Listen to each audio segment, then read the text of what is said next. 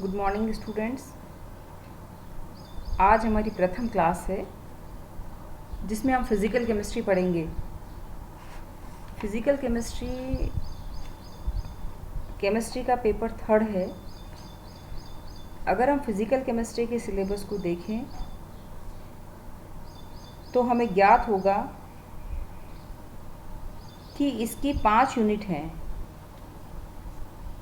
जिसमें यूनिट 1 और 2 ने थर्मोडायनेमिक्स को ही कवर किया है, यानी ऊष्मागतिकी। थर्मोडायनेमिक्स का पार्ट जिसको हम ऊष्मागतिकी बोलते हैं, वो सबसे इम्पॉर्टेंट पार्ट है,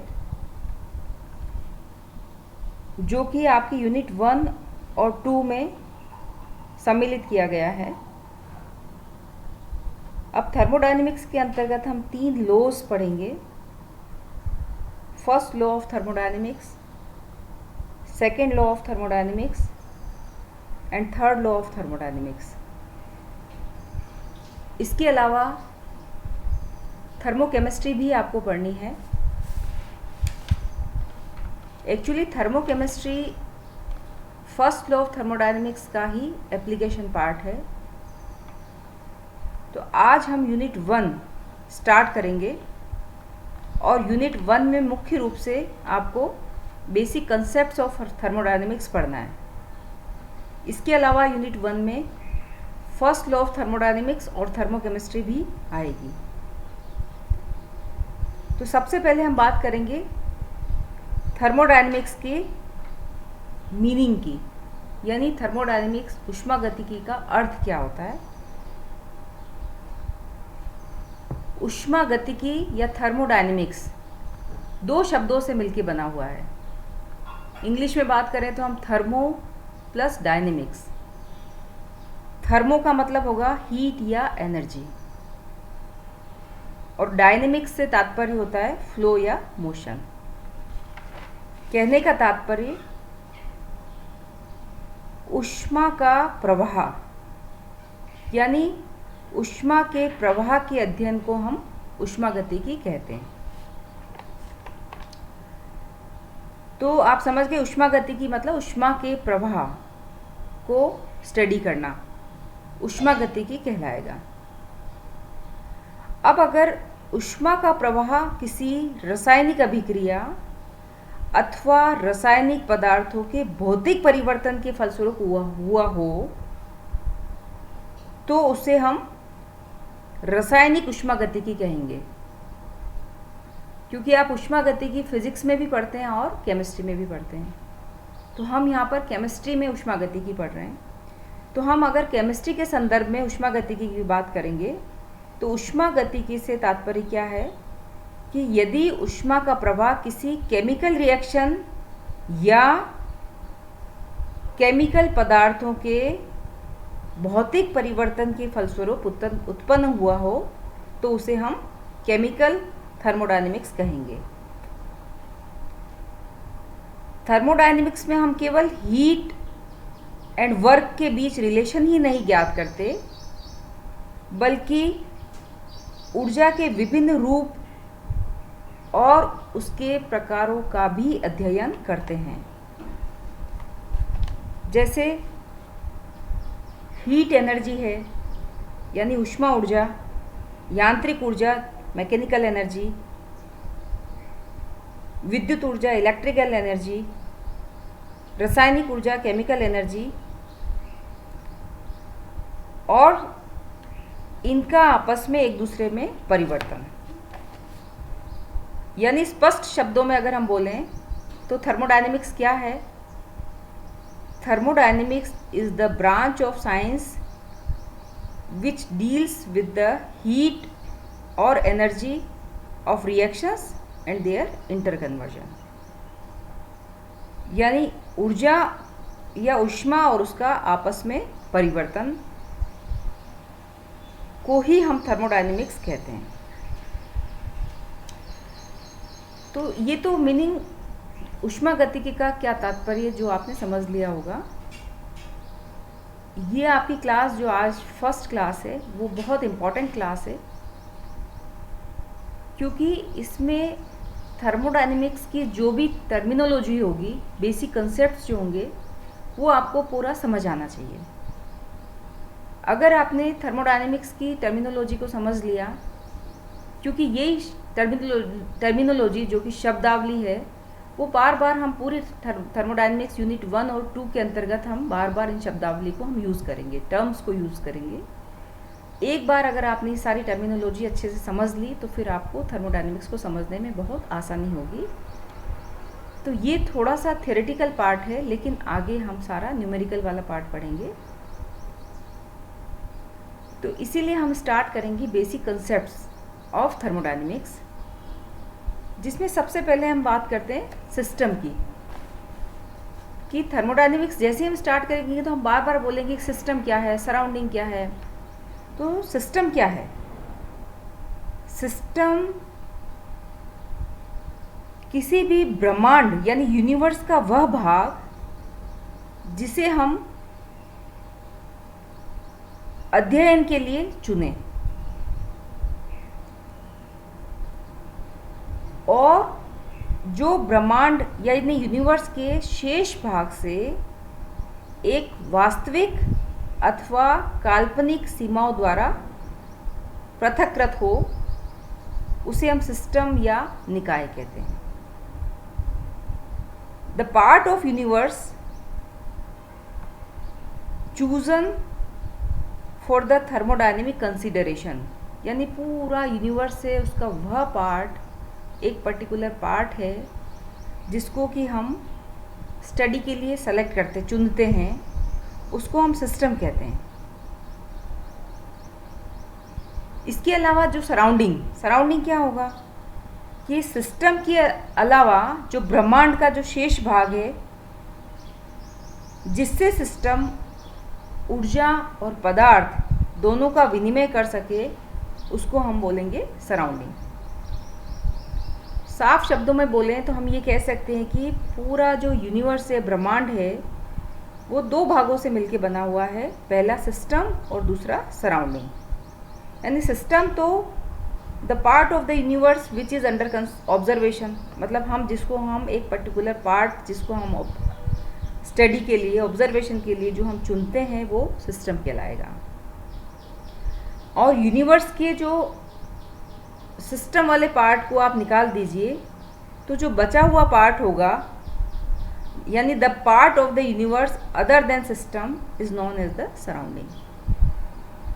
यानी यूनिवर्स मिलके बना हुआ है, सिस्टम और सराउंडिंग दोनों को मिला दिया जाए तो वो ब्रह्मांड कहलाता है। तो हम बार बार बोलेंगे कि हम एक सिस्टम की बात करते हैं। सिस्टम क्या है? The part of universe which is under observation, उसको हम सिस्टम बोलेंगे। तो सिस्टम क्या है, सराउंडिंग क्या है। लेकिन आप ये ध्यान रखिए कि सिस्टम और सराउंडिंग, यानी सिस्टम सराउंडिंग के साथ ऊर्जा या एनर्जी और मैटर दोनों का एक्सचेंज कर सकता है। ये आपको ध्यान रखने वाली बात है। तो मेरे ख्याल से आपने समझ लिया होगा सिस्टम क्या है और सराउंडिंग क्या है। उसके बाद हम देखेंगे कि सिस्टम भी कई प्रकार के हो सकते हैं, टाइप ऑफ सिस्टम्स। अब ये सारी टर्म्स है जो आपको समझनी है। जैसे हम बोलेंगे फर्स्ट होमोजीनियस सिस्टम, जिसको हम बोलेंगे समांगी निकाय। समांगी निकाय क्या होता है? सिंपल सी बात है कि if a system is uniform through out, जब किसी सिस्टम के गुण उसके सभी भागों में एक समान हो और उसके विभिन्न गुणों वाले भागों को अलग करने वाली कोई विभाजन रेखा ना हो, तो वह सिस्टम होमोजीनियस सिस्टम कहलाता है। नाम से ही पता लग रहा, होमोजीनियस, यानी पूरे सिस्टम के सभी भाग में एक समान गुण हो और उसको अलग करने वाली कोई विभाजन रेखा ना हो, तो उसको हम बोलेंगे होमोजीनियस सिस्टम। इसको हम एग्जाम्पल से समझ सकते हैं कि जैसे गैसों का मिश्रण, दो गैसेज हैं, उसको आप मिला दीजिए, सब तरफ यूनिफॉर्म होगा, यानी यूनिफॉर्म थ्रू आउट। इसी प्रकार से नमक को आप पानी में डालिए, नमक का जलीय विलयन, तो वह भी एक होमोजीनियस सिस्टम कहलाएगा। तो होमोजीनियस सिस्टम के एग्जांपल्स आप देख सकते हैं, एग्जांपल से भी आप इसको समझ सकते हो। दूसरे शब्दों में हम ये बोल सकते हैं कि होमोजीनियस सिस्टम में एक ही प्रावस्था यानी फेज होती है। फेज आप जानते हो, या तो सॉलिड होगी या लिक्विड होगी या गैस होगी, तो एक ही फेज होगी। जैसे नमक का विलयन, नमक सॉलिड है, विलयन आपने उसको पानी में बनाया, लेकिन विलयन बनने के बाद वो एक फेज यानी केवल द्रव अवस्था को ही प्रदर्शित कर रहा है, तो वो एक सिस्टम हो गया, होमोजीनियस सिस्टम हो गया। उसके बाद हम सेकंड देखेंगे हेट्रोजीनियस सिस्टम। यहाँ भी नाम से पता लग रहा है कि if A system is not uniform through out, यदि निकाय में दो या दो से अधिक ऐसे भाग हों जिनके संगठन यानी कंपोजिशन एवं गुण यानी उसकी प्रॉपर्टीज भिन्न भिन्न हों और इन गुणों को पृथक करने वाली कोई स्पष्ट सीमा रेखा ना हो, तो ऐसे सिस्टम को हम हेट्रोजीनियस सिस्टम कहते हैं। जैसे जल के संपर्क में बर्फ, पानी, रेत और कार्बन टेट्राक्लोराइड से निर्मित सिस्टम, ये कुछ एग्जांपल्स हैं हेट्रोजीनियस सिस्टम का। ये आप देखेंगे पानी और बर्फ यानी जिसके अंदर दो या दो से अधिक प्रावस्थाएं होती हैं। इसी प्रकार आप किन्हीं भी टू और मोर इममिसिबल लिक्विड्स की बात करेंगे तो वो भी एक हेट्रोजीनियस सिस्टम होगा। तो ऐसा सिस्टम जिसमें कि पृथक उन दोनों प्रावस्थाओं को यानी उनकी संगठन या उनको गुण को पृथक करने वाले कोई भी स्पष्ट सीमा रेखा ना हो, ऐसे सिस्टम को हम हेट्रोजीनियस सिस्टम कहते हैं।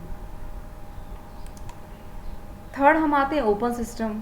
हम बार बार बोलेंगे ओपन सिस्टम क्या है, ये एक ओपन सिस्टम है। तो ओपन सिस्टम से क्या तात्पर्य है कि वह सिस्टम जो अपने सराउंडिंग के साथ ऊर्जा और पदार्थ दोनों का विनिमय कर सके, उसे हम ओपन सिस्टम कहते हैं।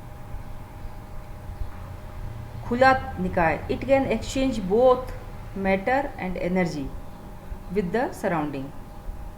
जैसे किसी बीकर में उबलता हुआ जल आप ले लीजिए, एक कप में चाय रखी हुई है, तो वो भी एक प्रकार का ओपन सिस्टम हो गया। क्योंकि वो खुला हुआ है तो वो सराउंडिंग के साथ ऊर्जा भी एक्सचेंज कर सकता है और पदार्थ का भी एक्सचेंज कर सकता है, यानी matter as well as energy, it can exchange both with the surrounding, तो उसे हम बोलेंगे ओपन सिस्टम। फिर हम बात करेंगे क्लोज्ड सिस्टम की, बंद निकाय। इसका बिल्कुल उल्टा, ओपन का अपोजिट क्लोज्ड, कि वह सिस्टम जो सराउंडिंग के साथ ऊर्जा और पदार्थ दोनों में से केवल ऊर्जा का विनिमय तो कर सकता है लेकिन पदार्थ का विनिमय करने में असमर्थ होता है। ऊर्जा यानी एनर्जी को चेंज कर सकता है, it can exchange only energy with the surrounding, not matter. तो ऐसे सिस्टम को हम क्लोज सिस्टम कहेंगे। जैसे एक बंद बर्तन में गैस का होना, तो वो क्लोज सिस्टम है, क्योंकि वो उस सराउंडिंग के साथ एनर्जी तो एक्सचेंज कर सकता है लेकिन पदार्थ का एक्सचेंज नहीं कर सकता है। तो ऐसे सिस्टम को हम क्लोज सिस्टम कहते हैं। लास्ट आता है आइसोलेटेड सिस्टम यानी विलगित निकाय। आइसोलेटेड सिस्टम क्या होता है कि वह सिस्टम जो सराउंडिंग के साथ ऊर्जा और पदार्थ दोनों का ही विनिमय नहीं कर सकता है, दोनों का विनिमय करने में वो असमर्थ होता है। ऐसे सिस्टम को हम आइसोलेटेड सिस्टम कहते हैं।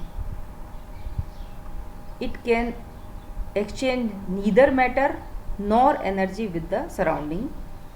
Such type of system known as the isolated system, or we can also say insulated system. विलगित या रोधित निकाय वह निकाय जो कि ऊर्जा और पदार्थ दोनों का विनिमय नहीं कर सकता। और इसका बेस्ट एग्जाम्पल आप जानते हो कि जैसे थर्मस में रखा हुआ मिल्क, जो न तो सराउंडिंग के साथ ऊर्जा विनिमय कर सकता है, न ही वो पदार्थ का विनिमय कर सकता है।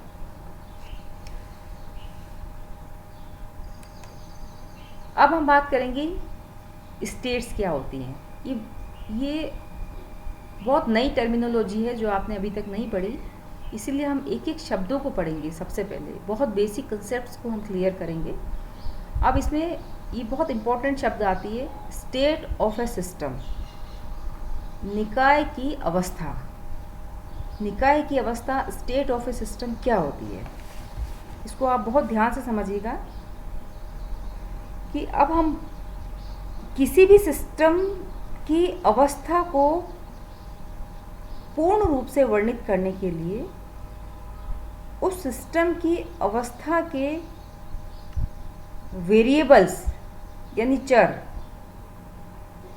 गुणधर्मों का मान ज्ञात होना आवश्यक है। हम इन दोनों को मिलाकर के एक साथ पढ़ेंगे कि स्टेट ऑफ ए सिस्टम क्या है और वेरिएबल्स क्या हैं।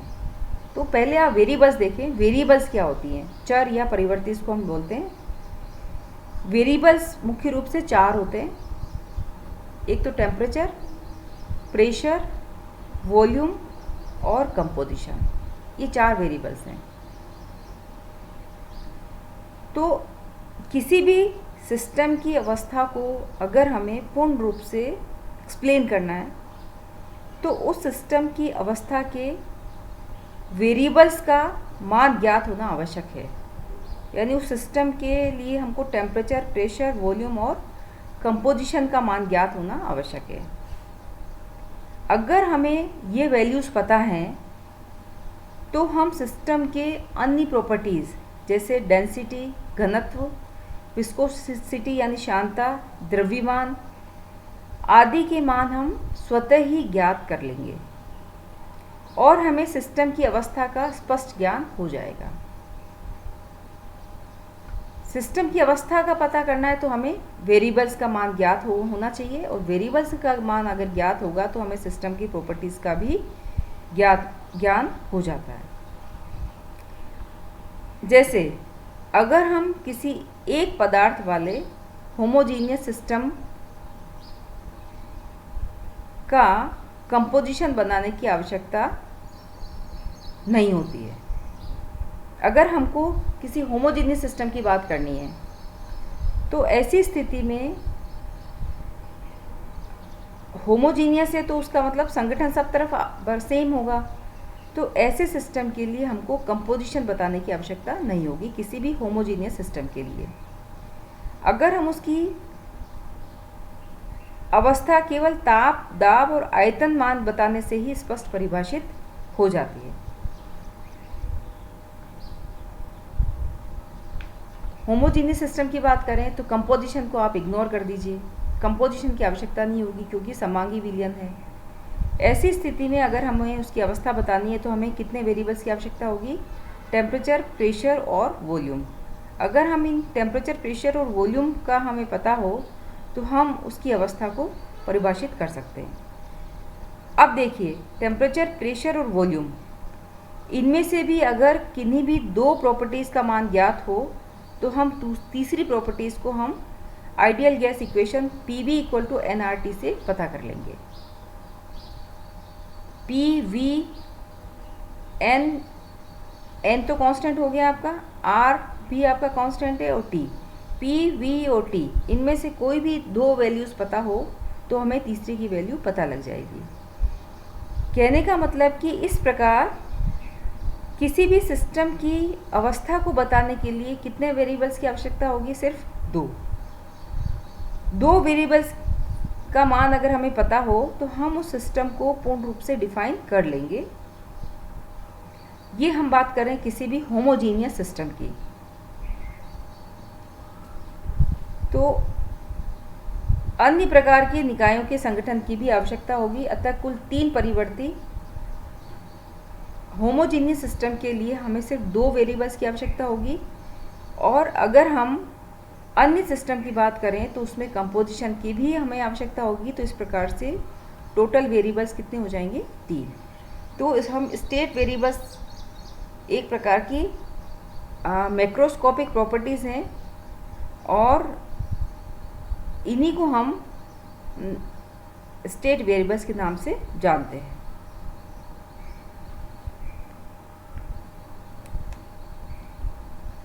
नेक्स्ट आता है थर्मोडायनेमिक इक्विलिब्रियम। इक्विलिब्रियम से क्या तात्पर्य है कि अगर कोई सिस्टम का कोई भी गुण जैसे कि टेम्परेचर, प्रेशर अगर समय के साथ परिवर्तित नहीं होता है तो हम ये कहेंगे इसको ये थर्मोडायनेमिक इक्विलिब्रियम में है। थर्मोडायनेमिक इक्विलिब्रियम 3 टाइप का हो सकता है: थर्मल इक्विलिब्रियम, केमिकल इक्विलिब्रियम और मैकेनिकल इक्विलिब्रियम। फर्स्ट है थर्मल इक्विलिब्रियम कि यदि समय के साथ सिस्टम या सराउंडिंग के किसी भी भाग का ताप नहीं बदले, टेम्परेचर नहीं चेंज हो, तो वह अवस्था थर्मल इक्विलिब्रियम में कहलाती है। दूसरे शब्दों में हम कहें तो ये कह सकते हैं कि सिस्टम में सभी तरफ ताप एक समान हो तो वह सिस्टम थर्मल इक्विलिब्रियम में होगा। Next, chemical equilibrium. यदि सिस्टम का केमिकल कंपोजिशन समय के साथ अपरिवर्तित रहे तो ऐसी अवस्था को हम केमिकल इक्विलिब्रियम कहते हैं। थर्ड आ जाएगा मैकेनिकल इक्विलिब्रियम। यदि सिस्टम के किसी एक भाग द्वारा दूसरे भाग पर कोई यांत्रिक कार्य न किया जाए तो ऐसे सिस्टम को हम केमिकल इक्विलिब्रियम कहेंगे। तो इस प्रकार से सिंपल हैं ये तीनों। थर्मल नाम से पता लग रहा है तापीय साम्य क्या है, यानी जहाँ ताप समान रहे तो तापीय साम्य है। अगर केमिकल कंपोजिशन में कोई परिवर्तन ना हो तो केमिकल इक्विलिब्रियम। समय के साथ कहने का मतलब ये है कि किसी भी सिस्टम की कोई भी प्रॉपर्टी है, टेम्परेचर, प्रेशर आदि समय के साथ परिवर्तित ना हो। अगर ताप समय के साथ परिवर्तित ना हो तो थर्मल इक्विलिब्रियम। अगर केमिकल कंपोजिशन समय के साथ परिवर्तित ना हो तो केमिकल इक्विलिब्रियम। यदि कोई भी मैकेनिकल कार्य ना किया जाए तो मैकेनिकल इक्विलिब्रियम। तो इस प्रकार से 3 प्रकार की अवस्थाएं हम पढ़ेंगे: थर्मल इक्विलिब्रियम, केमिकल इक्विलिब्रियम और मैकेनिकल इक्विलिब्रियम। यानी समय के साथ किसी भी सिस्टम का टेम्परेचर, प्रेशर, केमिकल कंपोजिशन आदि परिवर्तित ना हो तो वह अवस्था कहलाएगी थर्मोडायनेमिक इक्विलिब्रियम की। नेक्स्ट हम देखेंगे प्रॉपर्टीज ऑफ ए सिस्टम। किसी भी सिस्टम की प्रॉपर्टीज क्या होती हैं? फिजिकल प्रॉपर्टीज को हम 2 भागों में डिवाइड करते हैं। फर्स्ट, एक्सटेंसिव प्रॉपर्टीज, जिसको हिंदी में हम बोलोगे मात्रात्मक गुणधर्म। नाम से पता लग रहा है मात्रा, क्वांटिटी, एक्सटेंसिव प्रॉपर्टीज। सिस्टम की वे प्रॉपर्टीज जो सिस्टम में उपस्थित पदार्थ की मात्रा अथवा परिमाण पर निर्भर करती है, उसको हम बोलेंगे एक्सटेंसिव प्रॉपर्टीज। मात्रा अथवा परिमाण पर निर्भर करती है। फॉर एग्जाम्पल, जैसे द्रव्यमान ले लीजिए आप, वॉल्यूम, इंटरनल एनर्जी, एंट्रोपी, ऊष्माधारिता यानी हीट कैपेसिटीज़, ये सारी प्रॉपर्टीज़ वो प्रॉपर्टीज़ हैं जो सिस्टम में उपस्थित पदार्थ की मात्रा अथवा परिमाण पर निर्भर करती है। सेकंड जो प्रॉपर्टीज़ है वो है इंटेंसिव प्रॉपर्टीज़। नाम से पता लग रहा है, इसको हम बोलते हैं विशिष्ट गुणधर्म। इंटेंसिव, विशिष्ट गुणधर्म।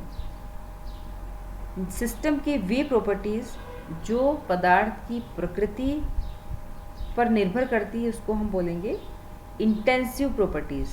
एक्सटेंसिव तो वो जो पदार्थ की मात्रा पर, और इंटेंसिव वे जो पदार्थ की प्रकृति पर, उसको हम बोलेंगे विशिष्ट गुणधर्म या इंटेंसिव प्रॉपर्टीज़। जैसे टेम्परेचर, प्रेशर, डेंसिटी, विस्कोसिटी और सरफेस टेंशन। ये सारी प्रॉपर्टीज़ वो हैं जो कि depends upon the nature of the substances. The properties which are depends upon the quantity of the substances is known as the extensive properties, and the properties depends upon the nature of the substances is known as the intensive properties. तो ये term बार बार काम में आएगी. कुछ intensive properties हैं या कुछ extensive properties है, तो आपको इनकी एग्जांपल्स ध्यान रखना है कि which are the intensive and which one are the extensive properties. Next हम बात करेंगे प्रोसेस की. प्रोसेस बार बार हम बोलेंगे प्रोसेस, साइक्लिक प्रोसेस क्या है, तो प्रोसेसेस क्या हैं. तो सबसे पहले साइक्लिक प्रोसेस. साइक्लिक प्रोसेस हम किसको कहेंगे. प्रोसेस, एक्चुअली प्रोसेस क्या है पहले आप वो समझ लीजिए कि प्रोसेस वह क्रियाविधि है जिसकी सहायता से किसी भी सिस्टम को एक अवस्था से दूसरी अवस्था में रूपांतरित किया जा सके, वो उसको हम बोलेंगे प्रोसेस. अब प्रोसेस यानी any system can be transformed from one state to another is known as the process. अब प्रोसेस कई टाइप के हो सकते हैं. सब cyclic process, isothermal, adiabatic, isobaric और आइसोकोरिक. इनका हिंदी ट्रांसलेशन आप देखो तो पढ़ते ही आपको समझ आ जाता है. चक्रीय, समतापी, रुद्धोष्म, समदाबी और समायतनिक प्रक्रम. तो सबसे पहले हम बात करेंगे साइक्लिक प्रोसेस क्या है. साइक्लिक यानी कोई सिस्टम किसी प्रोसेस द्वारा अपनी विभिन्न अवस्थाओं को में परिवर्तित होते हुए अपनी पूर्व अवस्था में पुनः आ सके. यानी सपोज ए पर है, वो किसी पॉइंट ए पर है, तो B C D E F G H होते हुए वापस से वो अपनी पूर्व अवस्था यानी ए पर आ जाए, तो ऐसे प्रोसेस को हम बोलेंगे साइक्लिक प्रोसेस. यदि कोई सिस्टम किसी प्रक्रम द्वारा, किसी प्रोसेस के द्वारा विभिन्न अवस्थाओं में परिवर्तित होते हुए पुनः अपनी पूर्व अवस्था में आ जाता है, तो ऐसे प्रक्रम को हम चक्रीय प्रक्रम कहते हैं. सेकेंड आता है समतापी प्रक्रम. ताप से पता लग रहा है कि temperature remain constant through out the reaction. यदि किसी प्रक्रम में निकाय का ताप स्थिर बना रहे तो उस प्रक्रम को हम समतापी प्रक्रम कहेंगे. यानी प्रोसेस तो हो रहा है लेकिन पूरे प्रोसेस के दौरान उसका टेम्परेचर स्थिर रहता है, तो हम उसको dt इक्वल टू 0, तो ऐसे प्रोसेस को हम बोलेंगे आइसोथर्मल प्रोसेस.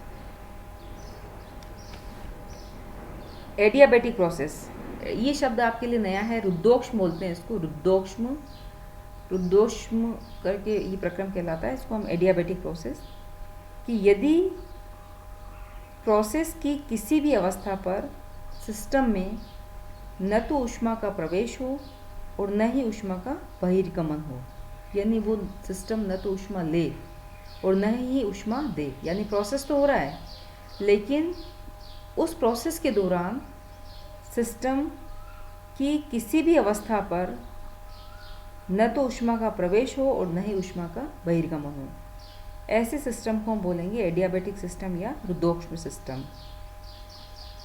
ऐसे सिस्टम में सिस्टम अपने सराउंडिंग से पूर्ण रूप से आइसोलेटेड रहता है, क्योंकि वो ऊष्मा का आदान प्रदान नहीं करता है. ऊष्मा या एनर्जी न तो वो लेता है और न ही देता है, तो ऐसा सिस्टम एडियाबेटिक सिस्टम कहलाता है. रुद्धोष्म सिस्टम के दौरान अगर ऊष्मा मुक्त होती है तो उसका टेम्परेचर बढ़ जाता है, और अगर ऊष्मा अवशोषित होती है तो उसका टेम्परेचर कम हो जाता है, क्योंकि वो सिस्टम सराउंडिंग के साथ तो ऊष्मा का आदान प्रदान करता ही नहीं है. लेकिन उस प्रोसेस के दौरान अगर ऊष्मा मुक्त हो जाती है यानी हीट रिलीज होती है, तो उस सिस्टम का टेम्परेचर बढ़ जाएगा. और अगर कम होगी, अवशोषित हो जाएगी, अगर रिएक्शंस के दौरान अगर ऊष्मा अवशोषित हो जाती है तो टेम्परेचर कम हो जाता है. ऐसे सिस्टम को हम रुद्धोष्म सिस्टम कहेंगे और इसको Q से रिप्रेजेंट करते हैं. अगर ऊष्मा को हम Q से रिप्रेजेंट करेंगे तो रुद्धोष्म सिस्टम के लिए dQ बराबर 0 हो जाता है. इसके बाद आता है समदाबी प्रोसेस। ऐसा प्रोसेस जो कि स्थिर दाब पर किया गया हो तो उसको हम बोलेंगे समदाबी प्रोसेस, यानी सिस्टम का दाब P हो तो ऐसे प्रोसेस के दौरान dP इक्वल टू 0 होगा। लास्ट है आइसोकोरिक यानी सम आयतनिक प्रोसेस। अगर स्थिर आयतन पर कोई प्रोसेस किया जाता है तो ऐसे प्रोसेस को हम बोलेंगे समआयतनिक प्रोसेस। अगर किसी सिस्टम का आयतन V है तो समआयतनिक प्रोसेस के लिए dV इक्वल टू 0 होगा। तो ये हमने बात की प्रोसेसेस की। अब जो बहुत इम्पोर्टेंट फंक्शंस की हम बात करेंगे। फंक्शंस क्या होते हैं? फंक्शंस को हम दो भागों में रिप्रेजेंट कर सकते हैं। फर्स्ट होते हैं थर्मोडायनेमिक फंक्शन, या इसको हम स्टेट फंक्शन भी कहते हैं। ऊष्मागतिकीय फलन या अवस्था फलन।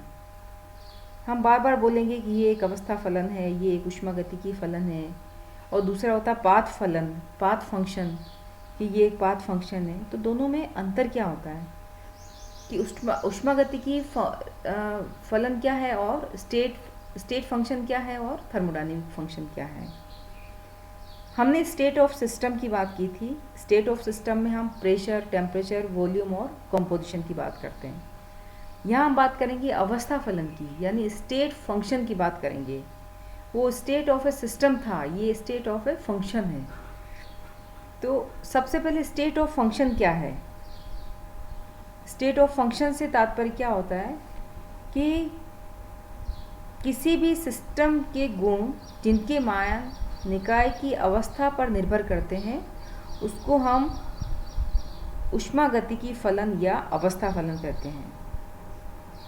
यानी the properties of A system which depends on state of A system. State का मतलब इनिशियल या फाइनल, कौन सी अवस्था है, प्रारंभिक अवस्था है या फिर अंतिम अवस्था है। तो निकाय के वे गुण जो कि निकाय की अवस्था पर निर्भर करते हैं उसको हम कहेंगे स्टेट फंक्शन।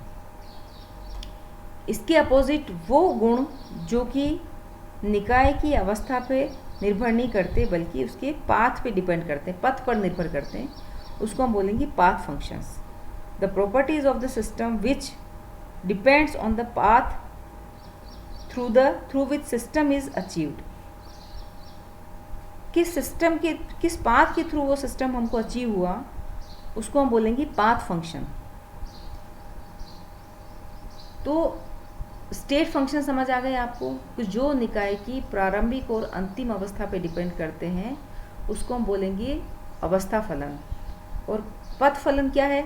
जो प्रारंभिक अंतिम अवस्था पर निर्भर नहीं करते बल्कि पाथ पे डिपेंड करते हैं उसको हम बोलेंगे पाथ फंक्शन। जो वे गुण जो उस पथ पर निर्भर करते हैं जिस पथ से सिस्टम एक अवस्था से दूसरी अवस्था में आता है उसको हम बोलेंगे पाथ फंक्शन।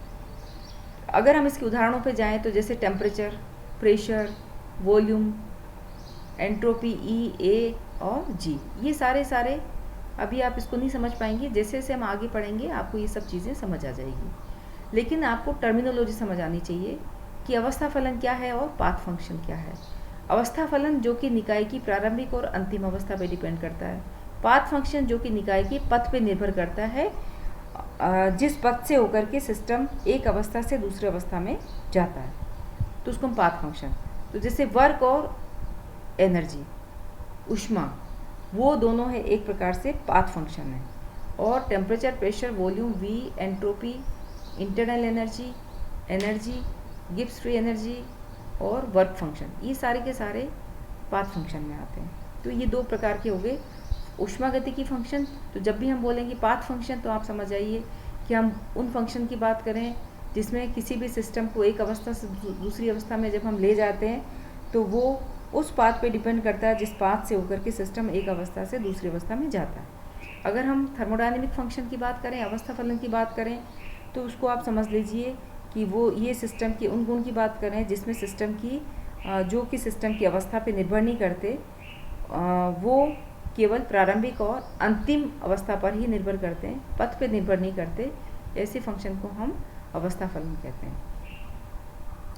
तो आज के लिए आज मैंने पूरा आपको basic concepts of thermodynamics, terminology of thermodynamics, जो कि इस पूरी थर्मोडायनेमिक्स का बहुत इंपॉर्टेंट पार्ट है। अब नेक्स्ट हम जो भी पढ़ेंगे वो उसमें ये पूरी टर्मिनोलॉजी जो भी हमने आज यूज़ की है वो सब टर्मिनोलॉजी वो आपकी आगे आने वाली क्लासेस में बार बार हम काम में लेंगे। तो इसलिए आपको इन टर्मिनोलॉजी को अच्छी तरह समझना है और इनको अच्छे से याद कर लेना है। जब आप इनको समझ लेंगे, अच्छे से याद कर लेंगे, उसके बाद ही आप अगली क्लास को समझ पाएंगे। अगर ये पार्ट आपका कमज़ोर रह गया तो आपको पूरी थर्मोडायनेमिक्स को पढ़ने के दौरान आपको वो चीज़ें समझ नहीं आएगी, क्योंकि हम बार बार अपने मुंह से कभी बात करेंगे फंक्शन स्टेट की, कभी हम पाथ फंक्शन की बात करेंगे, हम किसी साइक्लिक प्रोसेस की बात करेंगे, किसी इक्विलिब्रियम की बात करेंगे, कुछ एक्सटेंसिव इंटेंसिव प्रॉपर्टीज़ बोलेंगे हम मुंह से बार बार। तो आपको ये सब चीज़ समझ आनी चाहिए कि हम कौन सी प्रॉपर्टीज़ की बात कर रहे हैं, उसका मीनिंग क्या है। तो आप इसका मीनिंग को समझते हुए इन सारी बेसिक कंसेप्ट को आप एकदम क्लियर कर लें। और आप 90% बच्चे इस क्लास में हिंदी मीडियम वाले हैं, वो सुरेश आमेटा सर की जो फिज़िकल केमिस्ट्री है उसको आप फॉलो करें, वो अकॉर्डिंग टू सिलेबस पूरी बनी हुई है। और जो इंग्लिश मीडियम वाले बच्चे हैं वो पूरी शर्मा को अपने साथ रखते हुए इस पूरे चैप्टर को आप आगे पढ़ेंगे और आगे 1 बाय 1 हम अपने सिलेबस को कंप्लीट करेंगे। Thank you very much.